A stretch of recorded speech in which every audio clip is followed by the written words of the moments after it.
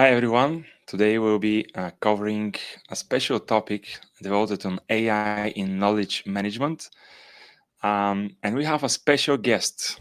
I'm referring to Yana Tornoe, founder of Question Base. First, let's start with a quick introduction. Yana Tornoe is the co-founder and COO of Question Base, an AI company that builds powerful tools for handling internal support in growing teams. She is a second time founder and previously led the growth of Swipes, the popular task manager from 0 to 1 million users.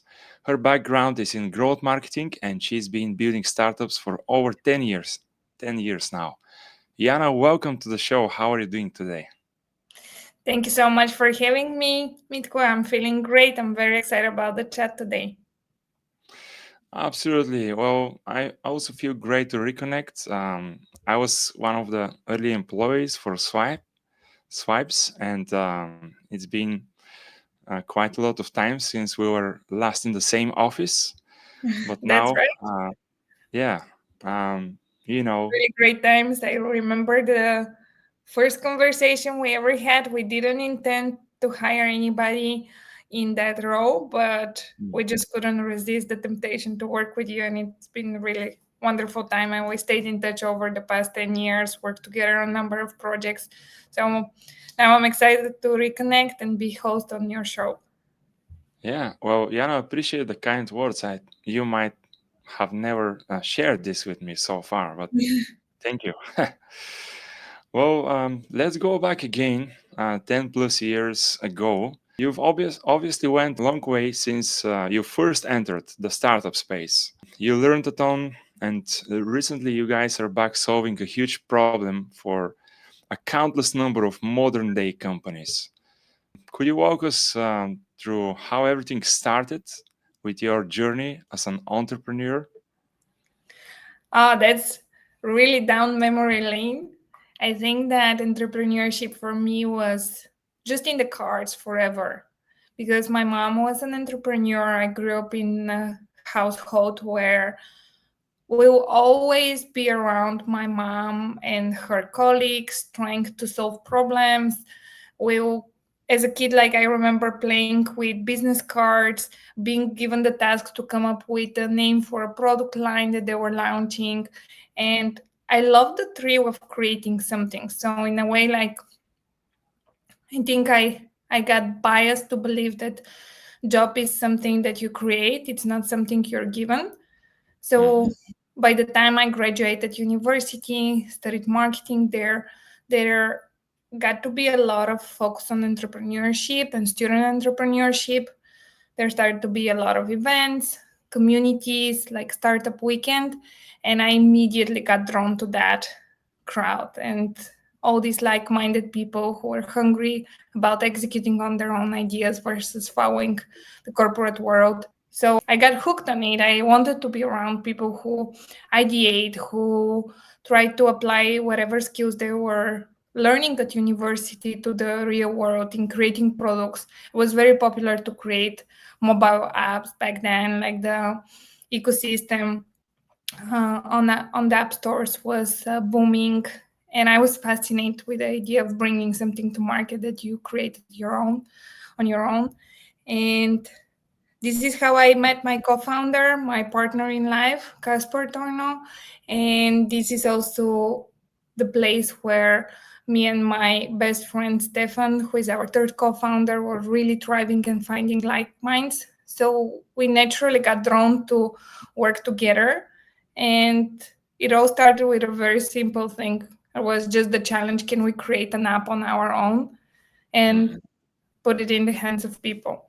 Casper had the development skills. I had just graduated marketing, whatever that that meant.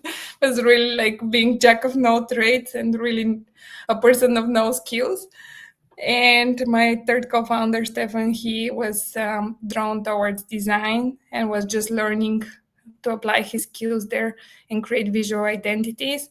So we were really a combo that very young people, very eager to learn, very incapable skill wise, but very eager to compensate with a lot of hard work and trial and error. So within the first thing we ever built, we created it within 6 weeks, the first prototype of question base of swipes, Yeah. and we put it on the market.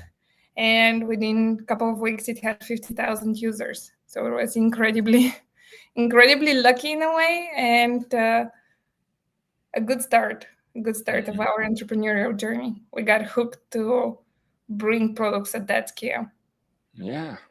Well, I think if not wrong, you were working on building something else, and in the works of working on that app, you realized that the system, you you had to build that app is actually can be an idea for an app itself.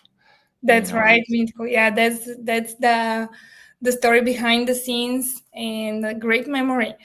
Uh, we initially started with an idea of a dating app, but none of us was really intrinsically excited about that market and wanted to put all their hard work into it. So we were slacking around. We were not able really to move the project further. And at some moment, we thought that, well, you know what? The problem is our task management. We are not coordinated enough as a team. We have to collaborate better.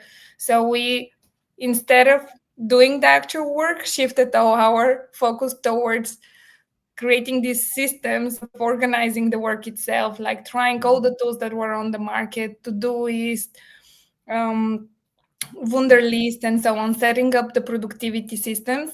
And as we were doing it, we realized, you know what, nothing is working for us. Like, look at us, we are not getting anywhere. It's because our task manager is not good enough. So then we decided to create an internal tool for internal use, Hmm. and we created swipes, and we felt in love with just organizing our day this way. And all our attention was set towards building building that little internal tool.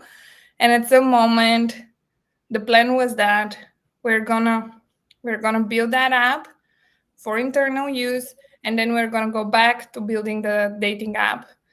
But our friends started seeing it. They started also getting excited, said, well, can you also install it on my iPhone? Can you also install it on my iPhone? So then we decided, you know what, let's put it on the App Store so other our friends can download it as well. And then Hmm. we're gonna for real go back to the dating app.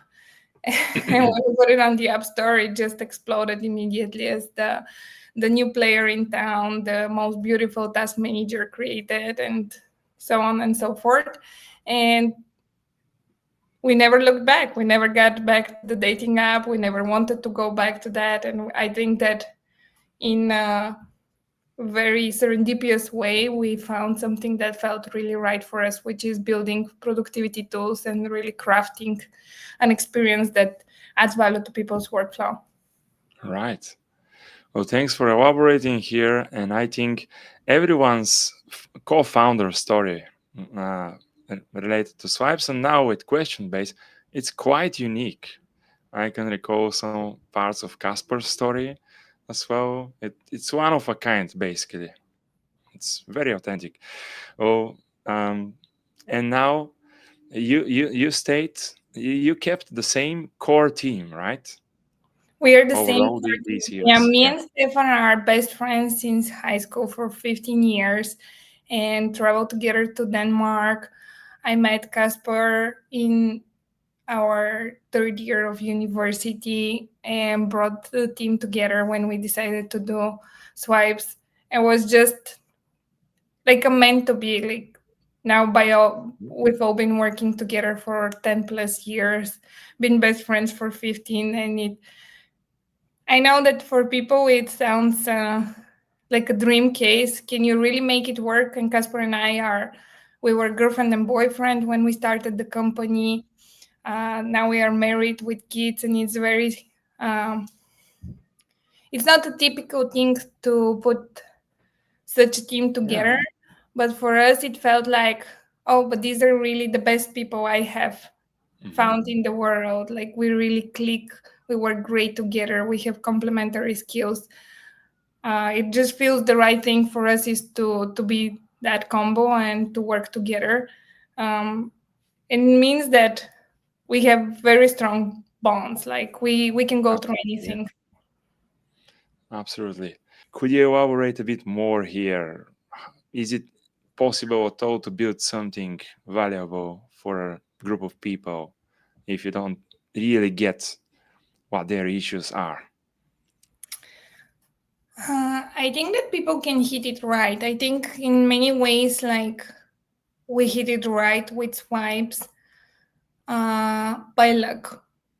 But what was Mhm. there was a very solid foundation, which was this understanding the problem we were trying to solve. Because we actually didn't start with the idea of creating a product for the market. We started with the idea of having the problem ourselves and trying to solve it, exploring what solutions were already on the market, seeing what worked and didn't work in each one of them, and creating a product that tailored to our own needs, took the best from everything we've seen that worked in the other products, dis- disregard everything that didn't work, and it really made us grounded in what is the problem we are trying to solve with that company and what is the unique value we can deliver to customers like us. So we were our own users with the first company, Yeah. uh, But and are you your still own? Sorry for trying to interrupt you here, but are you your own users with question base? Did you started like that? that's a great question. And I think that's very different this time around because uh, we are not our own users as of right now, but we were the sufferers of that problem. We experienced the problem by being employees in other companies who are in a growth phase. We saw the problem there. We were on the receiving end of the problem, Mhm. and this is what inspired the solution. So I think that right now, question base is a tool for fast growing teams, and we are intentionally staying a small team of 4 people. So it is not relatable, like we are not 100% right now in the shoes of our customers who are typically companies between 200, 500 employees who are on a growth trajectory. But we were in their shoes, and the product was created understanding that person, understanding I was the product manager in a company that was responding a lot of questions from the sales and support team and trying to create that cushion of conversation between them and the development and product team, because otherwise the teams were living in a silo on their two Yeah. ends of the office, physically even separated by each other. And I was trying to break the barriers of conversation and really make sure that any product know-how gets passed on to the commercial teams and any market intel gets passed on from the commercial teams to the product team. That meant that I was the central person for a lot of questions in the organization, getting bombarded with a lot of conversations that were naturally just triaging towards me. Mhm. And I had to put an effort to triage them to the right experts on the team and make sure they chime into the conversation.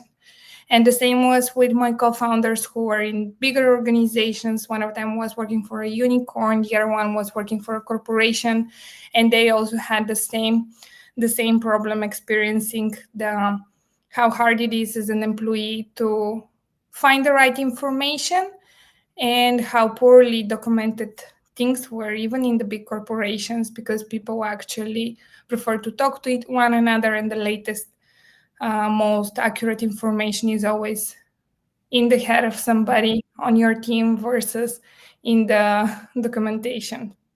Yeah. Well, this is pretty unique in my opinion. There will be always space for some important conversations on a strategical level or tough conversations with underperforming employees, for example. But if you're talking about some of the basic processes, how to serve clients, how to answer the customers' questions as well, um, how to answer newer employee questions that still haven't been fully onboarded and trained. There is so much that can be done with the power of like what AI for knowledge management basically offers. I didn't know that you got a chance to actually explore this huge issue firsthand, and this was every one of you, you, Casper, and Stefan, and you've crossed on the same problem. The bigger the organization becomes, if they haven't solved this, the tougher to advance further it becomes, correct? That's right. So I think that at the scale where I was working in a company of 30 people, it was painful to me personally as a product manager to respond to a lot of questions. Um, but really, like, I think that the problem was invisible because it wasn't the heavy duty on me to respond to these questions, is what these questions were a signal of, which was the lack of understanding, sufficient understanding. It was prohibitive for the team to build on market opportunities at fast pace.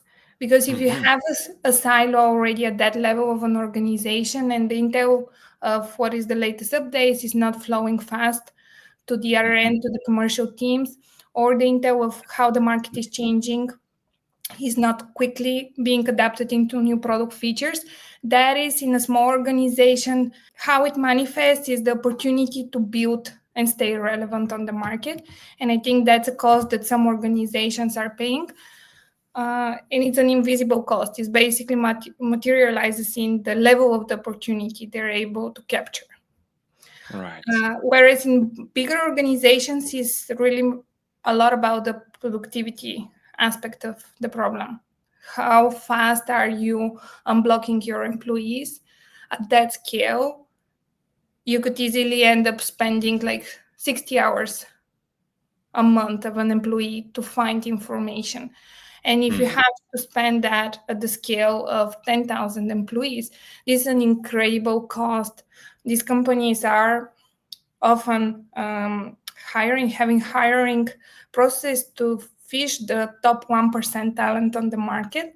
And then if they deploy their time so poorly and people are in a waiting position for a response to move ahead with their work, or their questions never get answered, or they have to go to different systems of record to kind of find the information on their own, this is really putting a It's lot of meta work on people, and they're not able to deploy their core talent to materialize opportunities for that organization.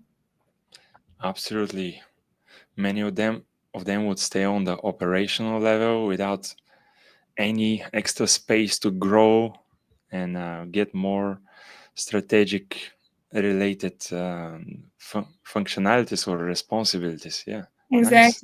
Exactly. And I think this is the really the beauty of AI right now, is this dramatic shift in the UX of how we find information. We are no longer going to places to find information. We expect the information to come to us when we need it, and that changes the UX of pretty much any product, any work tool that any organization is operating with. If people have not made that shift in how information is being served to their employees, that is a huge opportunity cost for them. Yeah, it can save some companies or can help other companies grow further, increase their revenue. Of course, it's vertical by vertical, but do you have more data in a specific type of company category? We are Like, seeing, yes, we are seeing from our own use case, but we are seeing companies in fintech, in medical care, companies where you have SaaS solutions where there is very specific, like the product is quite heavy and requires expertise mhm, to be serve customers. If you're just hiring customer care agents and sales agents who are really good at what they do, but they are not good at the product because the product is very technical, is very Yeah. demanding, they will have a hard time sounding convincing and confident to the clients if they are not able to answer their basic requests or even more advanced requests. So we are seeing that verticals like that where there is, first of all, high volume of questions due to the growth in the company, but also the product is complex product that is being sold. This is where really AI is incredibly powerful to um, bridge the gap between the most knowledgeable customer agents and sales force to the ones who are new on the team and still require training. So if before it took like 6 months to ramp up somebody in that position, now with AI and providing them instant answers, making sure that you identify what they don't know and continuously uh, proactively close that gap, you can bring that time down to 1 or 3 months. Wow. Yeah. It's like 100% faster or more. Absolutely. And really depends on how much effort the company puts into the training and applying these solutions. But by all means, like AI has the power to make it at least 100%, if not more, better and faster ramp up. Right.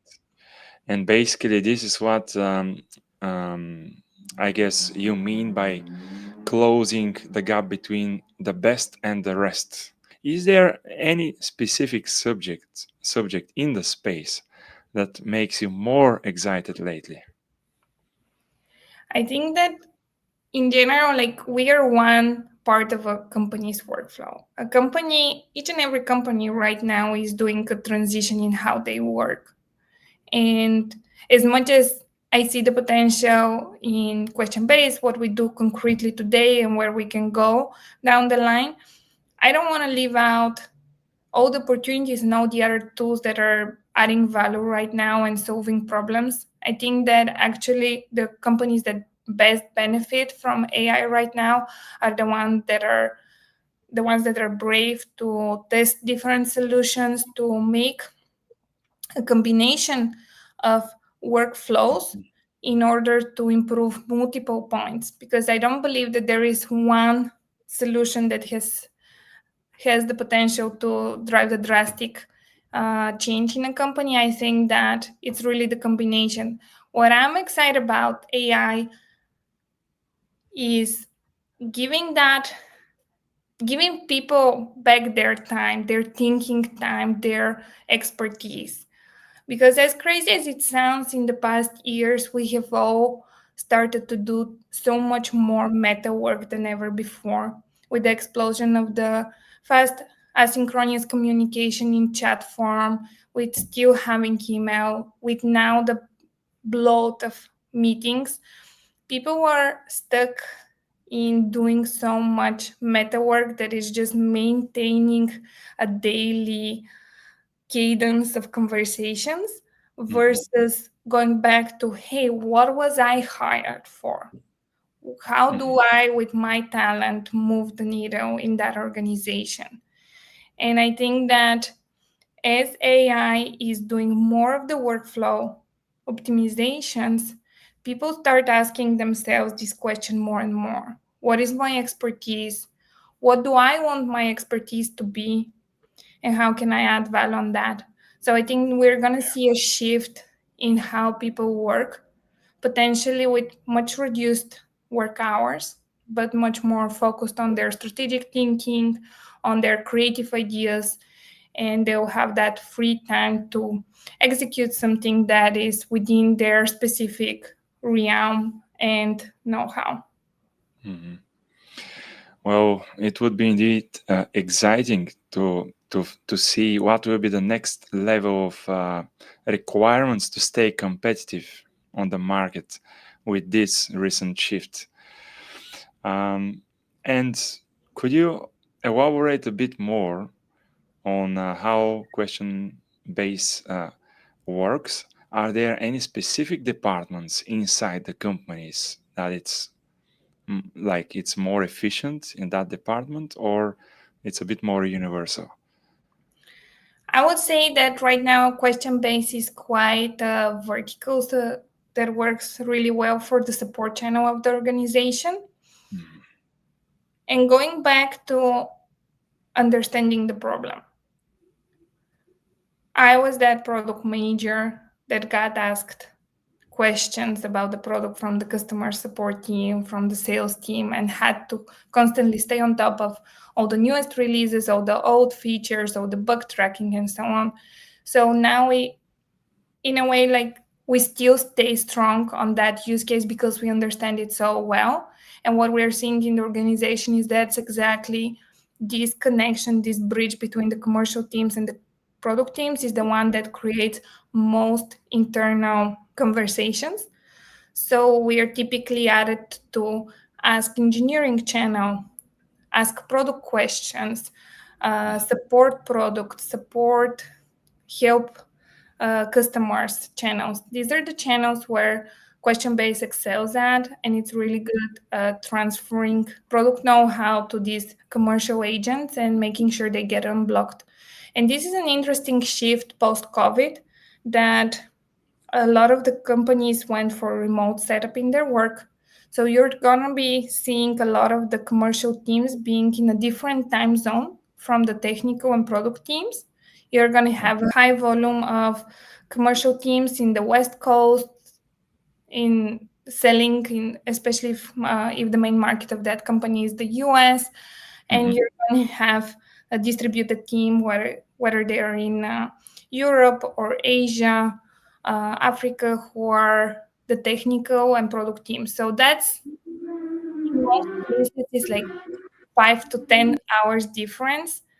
When people ask a question, currently they rely on an answer that can come within 5 to 10 hours when their colleagues wake up, which is incredibly prohibitive for them to close a deal and move a conversation further. One of the conversations I had that was really vivid, a salesperson told me, he said, like, the moment I close the phone, if I get asked a question that I don't know the answer of because it's too technical, if I close that question, I just lost the deal.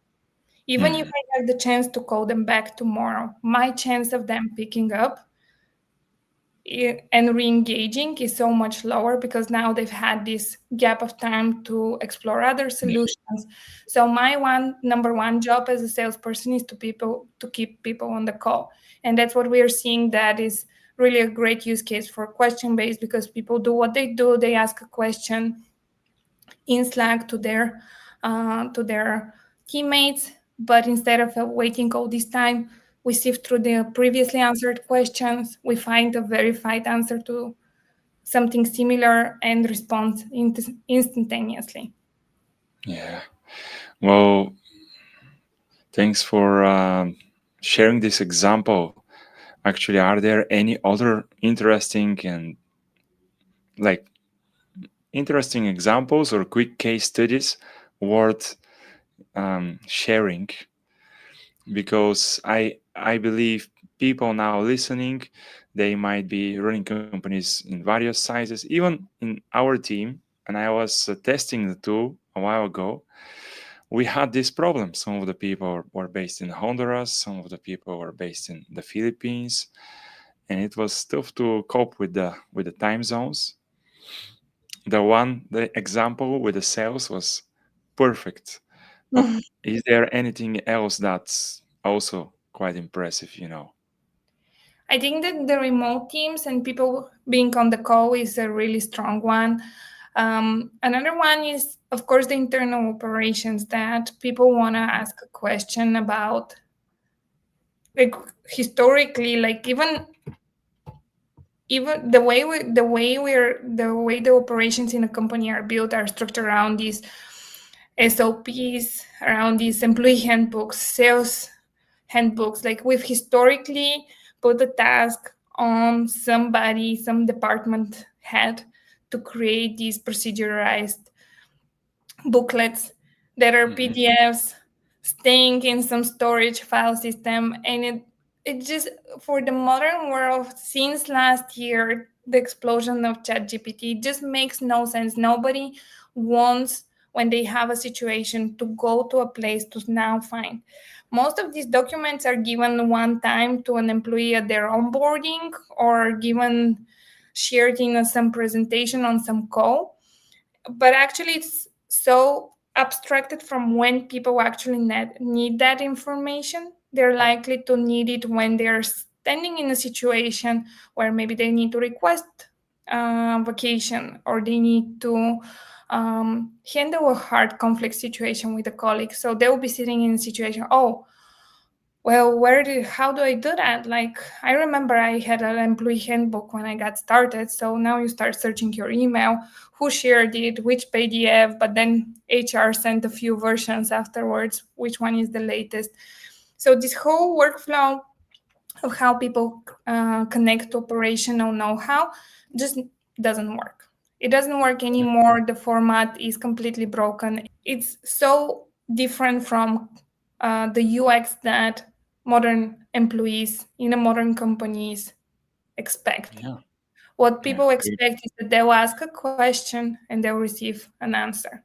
And that's another use case where companies are injecting their employee handbook, SOPs in question base, and we are being able to serve these answers to the employees once they are in that situation and they need that know-how. Right. Employees are already expecting Exactly. it at this point. And I want Um, to highlight another use case. I know you asked for some interesting things. Recently, we started solving a use case that is, again, very heavy manual work in its previous form. And again, AI is adding so much value and making it so much better. And that is handling RFPs, which is request for proposal. It's a standardized process where bigger organizations are looking at multiple vendors, and they send this questionnaire effectively of 3 to 5 pages of 80 questions that they need to that the vendors need to answer. And if mhm. you're one of these vendors and you're competing for a contract, really your contract depends on the quality of these answers. And the way this is currently being handled is by a salesperson who receives this spreadsheet with questions and goes and tries in an internal, what they call question bank, which is another spreadsheet but internal with all the questions and answers. They try to match what was the question of the vendor and what does the company do. So it's a huge manual workflow that in the age of AI makes no sense. So we are now solving that use case as well, and allowing companies to create the AI version of this question bank, which is the searchable question base, which automatically relates the information to one another, serves the best answer to the question that's being asked, and matches questions to answers really effectively. Mhm. Oh, really interesting. Where can people learn more about Question Base and maybe request a meeting with you or some of your teammates? We are available for a call anytime. People can ping us on social media. I'm very active on LinkedIn.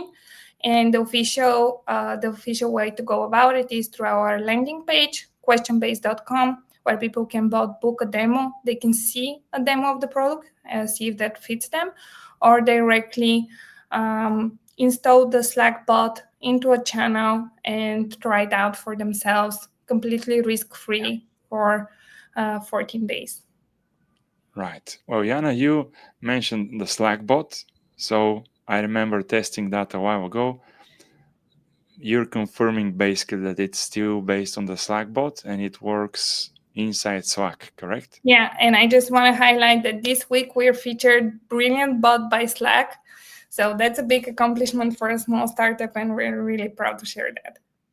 Nice. Well, congratulations, and hopefully, more people will learn about question base via this podcast. Any type of like extra freebies or access to some hidden resources for our listeners?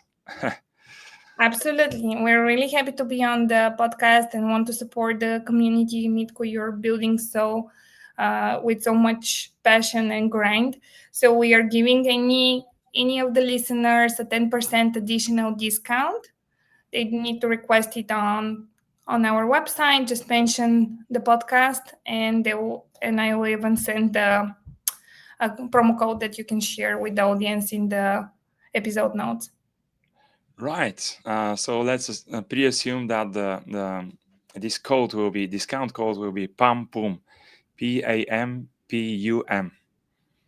Great, Cool. sounds great. We're gonna set it up, and we're very welcome to help people drive them to success and give them a free onboarding session as well. Awesome. Well, Yana, enjoyed talking with you, and why not record part two in 6+ months? There are so many other talking points we can cover, um, especially on AI for knowledge management, with some specific case studies, and maybe we could collect some questions from some of my peers in the meantime, and we could run them on this second part as well. Um, well, again, it was pleasure and honor at the same time recording this conversation. Looking forward to talk again soon. Greetings to all your teammates, and talk soon.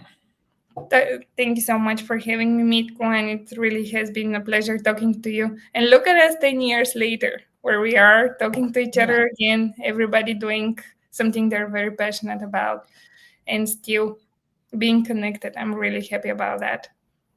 absolutely. Me as well. Well, thanks again, Yana. Have a great day. Thank you. Bye bye. Bye bye.